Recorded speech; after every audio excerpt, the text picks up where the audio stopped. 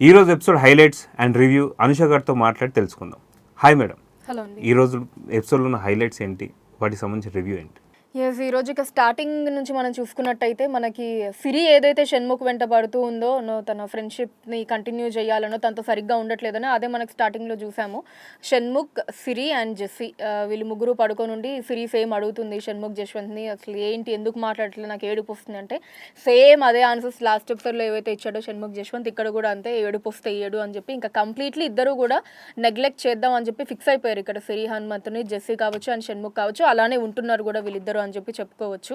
సిరి మాత్రం ఈ విషయంలో చాలా ఎక్కువగా బాధపడుతుందని చెప్పి చెప్పుకోవచ్చు. తర్వాత మనం కాజల్తో కూడా మాట్లాడుతూ కాజల్తోనే అనుకుంటా, కాజల్తో మాట్లాడుతూ అంటది, అసలు ఏంటో నాకు అర్థం కావట్లేదు, ఎందుకు అలా ఉంటున్నాను, నేను వేరే వాళ్ళతో మాట్లాడుతుంటే అది తీసుకోలేకపోతున్నారు, నేను వాళ్ళతో ఉంటున్నాను అనుకొని సరిగ్గా మాట్లాడట్లేదు ఇలా అని చెప్పి డిఫరెంట్ పాయింట్స్ మెన్షన్ చేసిన తర్వాత ఫైన్ ప్రాబ్లం లేదు నేను వెయిట్ చేస్తాను అన్నట్టు ఇక్కడ సిరి కూడా మాట్లాడడం జరుగుతుంది. ఇక్కడ షన్నుకి సిరికి అప్పుడు సన్నికి సంబంధించిన ఇష్యూ అండి, ఇప్పటికీ కంటిన్యూ అవుతుంది అది?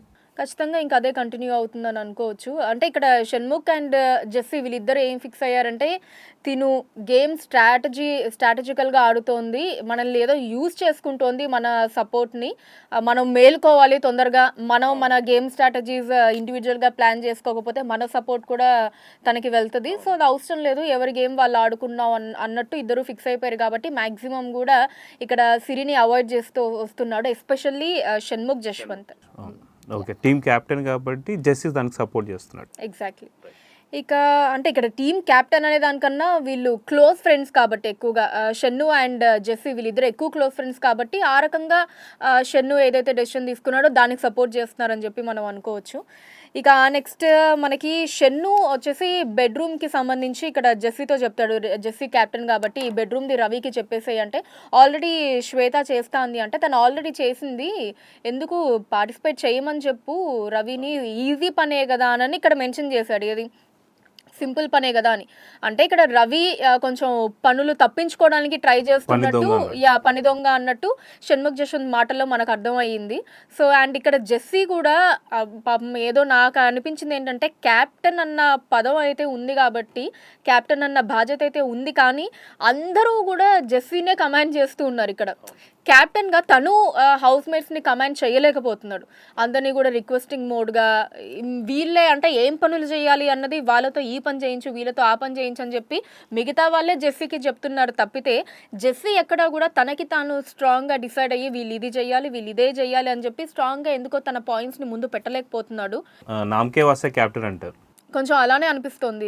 వన్ డేనే అవుతోంది కాబట్టి ఈ వన్ డేలో అయితే అలానే అనిపిస్తుంది. మేబీ రాబోయే ఎపిసోడ్లలో ఏమన్నా చేంజ్ ఉంటుందేమో జెస్సీలో చూడాలి. ఇక దాని తర్వాత ఇక్కడ శ్వేతా వర్మకి నటరాజ్ మాస్టర్కి ఒక చిన్న ఇష్యూ ఒకటి ఉంటుంది, ఏంటి అంటే నేను కిచెన్ టీంలోకి వచ్చిందే వంట నేర్చుకోవాలి చెయ్యాలి అని చెప్పి బట్ నటరాజ్ మాస్టర్ అక్కడ శ్వేతా వర్మకి ఆ అవకాశం ఇవ్వట్లేదని చెప్పి మనకు అర్థమైంది. తను పొద్దున్నే లేచి తినకంటే ముందే చేసేస్తున్నాడు అని చెప్పి ఇక్కడ శ్వేతా వర్మ వంట అందరూ చేయాలి, అమ్మాయిలు చేయాలి అబ్బాయిలు చేయాలి, నేను వచ్చిందా నేర్చుకుందాం అని చెప్పి షన్ను తోటి అండ్ జెస్సీ తోటి వీళ్ళతోటి డిస్కస్ చేస్తోంది నటరాజ్ మాస్టర్కి సంబంధించి. సో ఇక ఆ తర్వాత లహరి అంటది, అంటే నేనైతే క్లీనింగ్ సెక్షనే కానీ మాస్టర్ నాకు కర్రీ ఎలా చేయాలో చూపించమన్నాడని చెప్పి చేసి చూపించాను అంతే అని చెప్పి ఇక్కడ తన తప్పు లేకుండా తన పాయింట్ని ముందు పెట్టుకోవడానికి లహరి ట్రై చేసింది. సో ఇక్కడ నటరాజ్ మాస్టర్దే తప్పు అనుకోవాలి ఈ పాయింట్లో చూసినట్టయితే, ఎందుకంటే అక్కడ శ్వేత వర్మకి ఇంట్రెస్ట్ ఉంది, తను చేయడానికి రెడీగా కూడా ఉంది. సో అలాంటి వాళ్ళని వదిలేసి క్లీనింగ్ సెక్షన్లో ఉన్న వాళ్ళని, అంటే లహరి ఏదైతే క్లీనింగ్ సెక్షన్లో ఉందో తనతోటి ఈ వంట చేయించడం అన్నది కొంచెం కరెక్ట్ కాదని నా ఒపీనియన్. సో నటరాజ్ మాస్టర్ ఈ విషయాలు కొంచెం స్పేస్ ఇవ్వాల్సి ఎగ్జాక్ట్లీ బాగుంటుంది. దాని తర్వాత లగ్జరీ బడ్జెట్ టాస్క్ అయ్యింది, మనకి సింపుల్గా ఒకటి వాల్ లాంటిది పెట్టి బాల్స్ దాని మీద వేస్తే అవి స్టిక్ అవ్వాలి. సో అది దాంట్లో ఆ బాల్లో ఏ ఐటమ్ అయితే రాసుంటుందో అది స్టిక్ అవుతుందో అది ఇంటి వాళ్ళకి లగ్జరీ బడ్జెట్గా దొరుకుతుంది. ఈ టాస్క్ స్టార్ట్ అయింది. సో దీంట్లో కూడా మళ్ళీ ఒక చిన్న ఇది ఏంటంటే నటరాజ్ మాస్టర్ విశ్వాని సజెస్ట్ చేస్తాడు, స్టార్టింగ్ విశ్వాని ఆడమన్నట్టు. సో ఇక్కడ దీంతో సన్నీ ఏకీభవించడు, ఎందుకంటే మీరు యూనిటీ అన్న పదం వాడినప్పుడు అందరితో డిస్కస్ చేయాలి కదా అంటే ఇక్కడ నటరాజ్ మాస్టర్ అంటాడు, నేను నా డెసిషనే నేను చెప్పాను తప్ప నా ఒపీనియన్ నేను చెప్పాను అంతే అని అంటాడు. సో అక్కడ మళ్ళీ ఇక్కడ నటరాజ్ మాస్టర్కి అండ్ సన్నీకి వీళ్ళిద్దరి మధ్య క్లాషెస్ అన్నవి స్టార్ట్ అయ్యాయి ఈ లగ్జరీ బడ్జెట్ టాస్క్లో. అంటే మళ్ళీ ఆల్రెడీ కూడా కొన్ని ఇష్యూస్ జరుగుతూనే ఉన్నాయి, దీంతో మళ్ళీ మళ్ళీ ఇంకొక ఫ్రెష్ ఇష్యూ స్టార్ట్ అయిందని చెప్పుకోవాలి. ఇక దాని తర్వాత విశ్వాకి ఫైన్, అసలు ఏ బాల్ స్టిక్ అవ్వదు నటరాజ్ మాస్టర్ తనని సజెస్ట్ చేసిన. ఇక దాని తర్వాత మానస్ హమీదా తోటి అంటాడనమాట, నేను లహరి బిహేవియర్ నాకు అర్థం కావట్లేదు, she is behaving very possessive.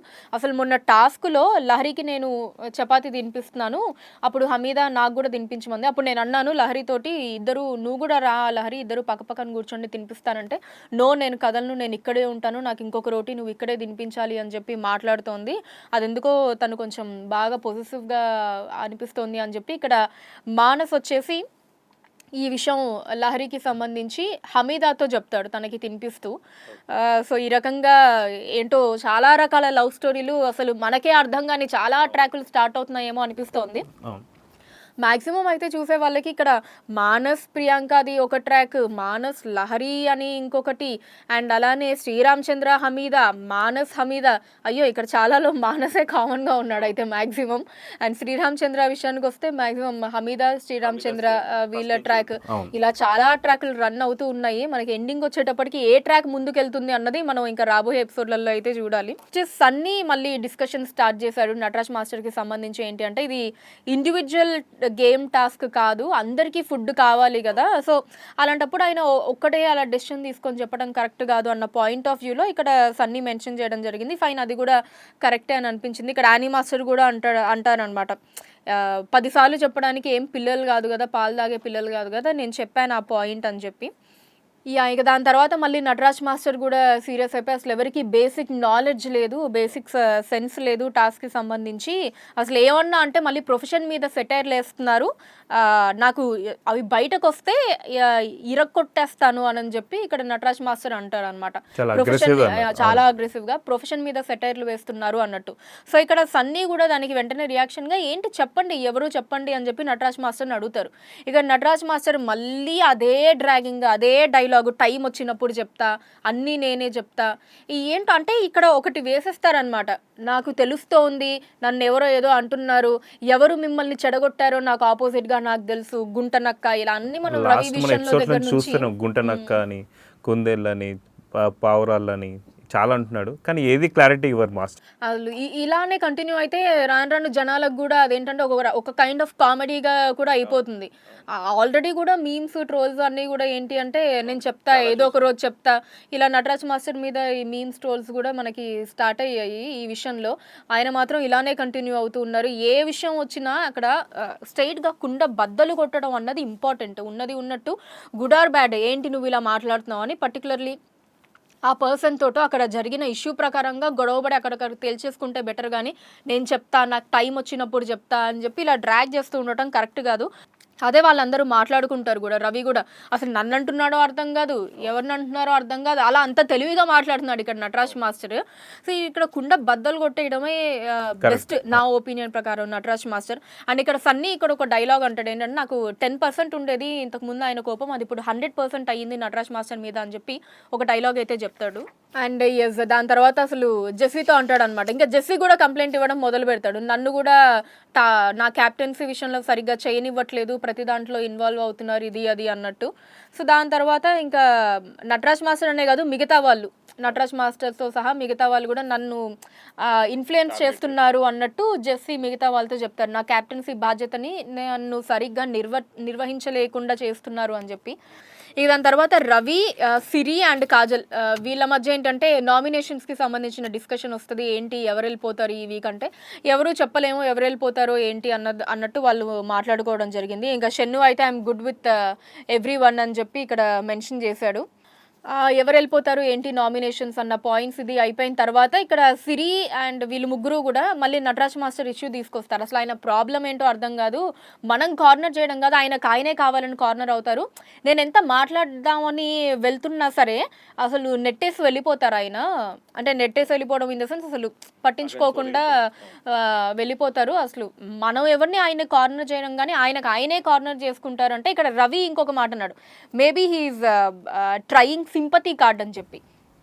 So అక్కడ ఉన్న వాళ్ళందరికీ కూడా నటరాజ్ మాస్టర్ మీద ఒక నెగిటివ్ ఒపీనియన్ ఉందని చెప్పి మనకు అర్థమైపోతుంది. సో నటరాజ్ మాస్టర్ కూడా మనకు అలానే కనిపిస్తారు చూసే ఆడియన్స్కి కూడా, ఎక్కువగా హౌస్ వాళ్ళతో మింగిల్ అవ్వకుండా, మరీ ఎక్కువగా ఏ అంటి ముట్టనట్టు ఎప్పుడు కూడా అంటే నలుగురికి నచ్చింది నాకు నచ్చదన్నట్టు చాలామంది ఒక డెసిషన్ మీద ఉంటే ఈయన ఒకటి ఇది కాదు ఇది అని చెప్పటం, అలానే క్లారిటీగా తన డెసిషన్ కావచ్చు తన సారీ అండ్ అలానే క్లారిటీగా తన మాటల్ని చెప్పలేకపోవడం. ఇందాక మనం ఏదైతే అన్నాం టైం వచ్చినప్పుడు చెప్తా, ఆ సందర్భం వచ్చినప్పుడు చెప్తా అనడం కాకుండా ఇక్కడ క్లారిటీగా అక్కడికక్కడ కుండ బద్దలు కొట్టేయకపోవడం కావచ్చు. ఇలా చాలా విషయాలు నటరాజ్ మాస్టర్ మీద ఇంట్లో వాళ్ళందరికీ నెగిటివ్ ఒపీనియన్ అయితే చాలా బిల్డప్ అయిపోయింది నటరాజ్ మాస్టర్ మీద. ఎస్ ఇక దాని తర్వాత లహరి కూడా అంటది అందరూ టీమ్స్ లాగా డివైడ్ అయిపోయారు, అసలు నవ్వుతూ మాట్లాడుతుంటారు, నేను వెళ్ళగానే ఆపేస్తారు, ఇంకేదో టాపిక్ తీస్తారు ఇది అంటే లోబో అంటాడు వాళ్ళని స్టైల్ తోటి జలస్లే వదిలేసే అని చెప్పి ఇక్కడ లోబో అంటారు. సో మేబీ థర్డ్ వీక్ కాబట్టి ఇది ఆల్మోస్ట్ సో లహరి ఫీల్ అవ్వటంలో ఆ కైండ్లో గ్రూప్స్ ఖచ్చితంగా ఫామ్ అయిపోయే ఉంటాయి, ఎందుకంటే ఇది మనకి థర్డ్ వీక్ కాబట్టి ఆ ఫ్రెండ్షిప్ కావచ్చు అడ్జస్ట్మెంట్స్ అన్నీ ఇప్పటికే మనకు కొన్ని గ్రూప్స్ కనిపిస్తూనే ఉన్నాయి. ఇక్కడ జెస్సీ వచ్చేసి, షన్ను వచ్చి, ఇట్లా సిరి అని ఇట్లా చాలా వరకు మన గ్రూప్స్ కనిపిస్తూనే ఉన్నాయి. ఆల్రెడీ స్టార్ట్ అయిపోయి ఉండొచ్చు అవి. సో ఆ రకంగా ఉండడంలో కూడా తప్పు లేదు గ్రూప్స్ అన్నవి. అది ఇంకా వాళ్ళకి ఆ కంపాటబిలిటీని బట్టి మిగతా వాళ్ళతోటి ఒక ముగ్గురు నలుగురు మనస్తత్వాలు మైండ్ సెట్ ఒకరిగా ఒక మ్యాచ్ అయితే వాళ్ళ నలుగురు ఒక గ్రూప్గా కావచ్చు గ్యాంగ్గా ఫ్రెండ్షిప్ పరంగా అలా ఉంటూ ఉంటారు, దాంట్లో తప్పట్టాల్సిన అవసరం ఏం లేదు. కాకపోతే దాన్ని అడ్వాంటేజ్గా తీసుకొని ఏదన్నా టాస్కులలో వాటిలలో ఆ కార్డ్ని ఆ గ్రూపిజం కార్డ్ని ప్లే చేస్తే మాత్రం తప్పనొచ్చు. ఇక ఫైన్ దాని తర్వాత ఏంటి అంటే ఇక ఈ వారం జరిగిన టాస్క్లే కాకుండా అన్ని పరిణామాలు దృష్టిలో పెట్టుకొని వర్స్ట్ పర్ఫార్మర్గా చెప్పమని బిగ్ బాస్ అనౌన్స్ చేస్తాడు. ఇక్కడ అందరూ కూడా మ్యాక్సిమం ఓట్స్ మనకి మానస్కి పోలయ్యాయి కాబట్టి మానస్ వర్స్ట్ పర్ఫార్మర్గా డిక్లేర్ చేసి తనని జైల్లో పెట్టడం జరుగుతుంది. సో ఇక్కడ విశ్వ ఏమంటాడంటే for the first time I'm not happy ఆ పర్సన్ జైలుకి వెళ్ళటం నాకు నచ్చలేదని చెప్పి ఇక్కడ కూర్చొని తను ఫీల్ అవుతూ ఉంటాడు విశ్వ. సో ఇక దాని తర్వాత ప్రియాంక వచ్చేసి నువ్వు జైల్లో ఇక్కడ ప్రియాంక వచ్చేసి ఇక్కడ మళ్ళీ ఇంకొక యాంగిల్ స్టార్ట్ చేస్తుంది ఏంటి అంటే జైల్లో ఉన్నావు కదా నువ్వు, మరి హమీదాకి ఎలా తినిపిస్తావు ఇది అని చెప్పి ఇక్కడ ఫన్నీగా ఒకటి స్టార్ట్ చేస్తుంది. ఇంకా మనోడు మానసేమో ఏంటి ఇప్పుడు కూడానా ఇది అని చెప్పి అంటాడు, నీకు అంత కావాలంటే చెప్పు, కావాలంటే సిస్టర్ అనేస్తాను అని చెప్పి అంటాడు. ఇక్కడ ప్రియాంక సింగ్ కూడా మన శ్రీరామ్ చంద్ర కావాలన్నా నేను రాఖీ కడతాను, కానీ ఎందుకంటే ప్రియాంక సింగ్కి స్టార్టింగ్ నుంచి ఇష్టం ఏంటి శ్రీరామ్ చంద్ర మానస్ వీళ్ళిద్దరి మీద ఉండింది. సో రాను మానస్ అంటే ఎక్కువ ఇష్టం పెంచుకుంది ప్రియాంక. ఇంతకు ముందే చెప్పింది మానస్ అంటే హస్బెండ్ మెటీరియల్ అని చెప్పేసి అనింది. అవును, సో ఆ ఫీల్ అనేది ఇంకా కంటిన్యూ అవుతుంది అనుకోవచ్చు మనం. సో ఆ రకంగా కూడా ఏంటి రాఖీ ఒకవేళ రాఖీ కట్టాల్సి వచ్చినా నేను శ్రీరామ్ చంద్రకైనా కడతాను కానీ నీకు మాత్రం కట్టను, అక్కడే పడేసి చింపేసి వెళ్ళిపోతాను రాఖీని అని చెప్పి ఇక్కడ మెన్షన్ చేసింది. సో ఆ రకంగా చూసే వాళ్ళకి ఖచ్చితంగా అర్థమైపోతుంది ప్రియాంక సింగ్ మానస్ మీద ఆ ఫీలింగ్స్ అన్నవి డెవలప్ చేసుకుంది అని చెప్పి. ఇక దాని తర్వాత ఇక్కడ మంచి ఫన్ జరిగిన విషయం ఏంటి అంటే లోబో పడుకోవడం, ఆ కెమెరాలకి రిక్వెస్ట్ చేసి 5 minutes అని చెప్పి పడుకుంటాడు లోబో. సో దాని తర్వాత కుక్కలు మొరుగుతాయి, ఇక్కడ యాక్టింగ్ చూడాలి అసలు లోబోది, అది హైలైట్ అనిపించింది. ఫూల్ చేయటం జెస్సీని, అసలు జెస్సీ రాగానే ఇన్ స్లీప్ నేను ఇక్కడే ఉన్నా కదా, నువ్వు ఇప్పుడే పోయినావు కదా, నా చెప్పులు కూడా ఆడనే ఉన్నాయి చూడు అని చెప్పి చెప్పులు చూపించి చాలా ఇదిగా ఫూల్ చేస్తాడు, చాలా ఈజీగా ఫూల్ చేసేసాడు జెస్సీని. అది చాలా కామెడీగా అనిపించింది. ఇక దాని తర్వాత కూర్చొని లోబో అనుకుంటున్నాడు అరే ఏం జిందగీ అయిపోయింది అన్నట్టు, అసలు ఏంటో పడుకుంటే కుక్కలు మొరగడాలు, పడుకోవడానికి కూడా స్వేచ్ఛ లేదు అన్నట్టు లోబో బిహేవ్ చేయడం అది కొంచెం బాగా అనిపించింది క్యూట్గా. ఇక దాని తర్వాత అంటే ఈ కుక్కలు మొరగటం ఇవన్నీ వార్నింగ్స్ కాబట్టి జెస్సీ ఫస్ట్ డే అంటే మనందరం చూసాం తను ఎంత అగ్రెసివ్గా నేను క్యాప్టెన్ అవ్వాలి అని చెప్పి మిగతా వాళ్ళ సపోర్ట్ తీసుకొని ఈవెన్ టాస్క్లో కూడా పాపం చాలా కష్టపడి క్యాప్టెన్ అయ్యాడు. So he wants to prove himself. ఆ అగ్రెషన్ మనం చూడొచ్చు. అఫ్కోర్స్ తను చెప్పడానికి అంత కమాండ్ లేకపోయినా మిగతా వాళ్ళ సజెషన్స్ అన్నీ తన మీద ఇలా పడుతున్నా సరే తనకి లోపల ఖచ్చితంగా బెస్ట్ క్యాప్టెన్గా ఇవ్వాలి, ప్రూవ్ చేసుకోవాలి అన్న ఇదైతే జెస్సీలో ఖచ్చితంగా ఉంది. సో ఆ ఫైట్ తోటే ఏం చేశాడంటే రవికి చెప్పాడు, కొంచెం చెప్పు భయ్యా సీరియస్గా తీసుకోమని, నా ఇన్ని వార్నింగ్స్ వస్తున్నాయి ఇది అంటే, అరే నువ్వే చెప్పొచ్చు కదా ఏముంది, కావాలంటే ఇది చెప్పు, ఇప్పుడు ఈసారికి పనిష్మెంట్ నేను తీసుకుంటున్నాను, నెక్స్ట్ టైం నుంచి అలా కుదరదు అనో అలా చెప్పు కావాలంటే అని చెప్పి ఇక్కడ రవి సజెస్ట్ చేస్తాడు జెస్సీకి. ఇక్కడ జెస్సీ చాలా అగ్రెసివ్ అయిపోయి అసలు అందరూ అసెంబ్లీ అయిన తర్వాత బిగ్ బాస్ ఈరోజు 5 మిస్టేక్లు జరిగాయి కాబట్టి అసలు ఎవరో ఏంటో తెలియదు, నేనే ఆ మిస్టేక్స్ అన్నీ యాజ్ ఎ క్యాప్టెన్గా నేను ఉన్నాను కాబట్టి నేనే తీసుకొని అని చెప్పి 5 గుంజీలు తీసుకుంటాడు.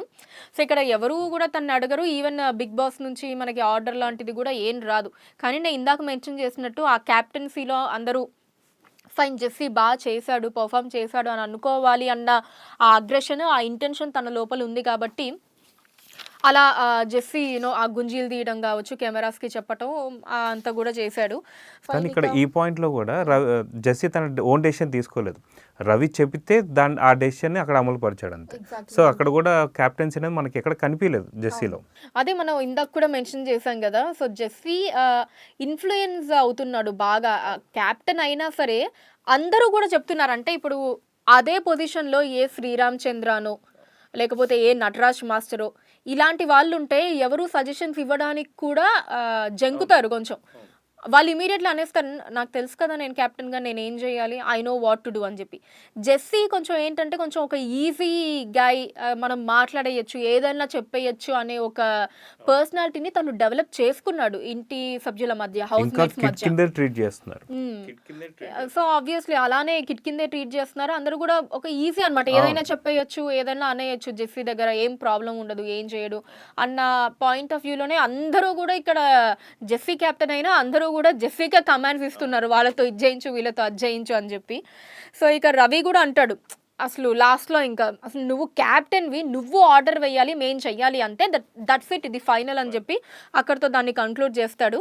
ఫైన్. ఇక దాని తర్వాత మళ్ళీ టాస్క్ స్టార్ట్ అవుతుంది లగ్జరీ బడ్జెట్ది. రవి అండ్ శ్రీరామ్ చంద్ర ఇద్దరు 2 బాల్స్ వేస్తారు. ఫైన్. ఇక దాని తర్వాత మళ్ళీ కాజల్ వచ్చేసి ఇక్కడ శ్రీరామ్ చంద్ర గురించి డిస్కషన్ స్టార్ట్ చేస్తుంది మానస్ తోటి.